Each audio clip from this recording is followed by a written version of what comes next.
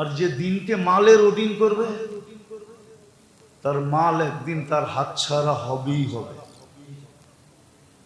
ও মানি ইতামাদা আলাল্লাহ, যে সব কিছুকে দিনের অধীন করবে, তো লা দাল্লা ওয়ালা দাল্লা ওয়ালা কাল্লা, সে কোনোদিন গুমরাহ হবে না, কোনোদিন লজ্জিত হবে না, কোনোদিন তার কমবে না,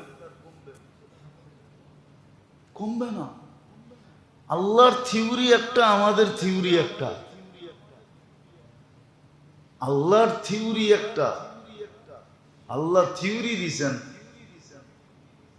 যে তুমি দিনের অধীন হয়ে যদি মাল খরচ করো তাহলে মাল আমরা কমতে দিব না। ইতিহাস বলে, ইতিহাস, কোরআনও এটাই বলে। যেমন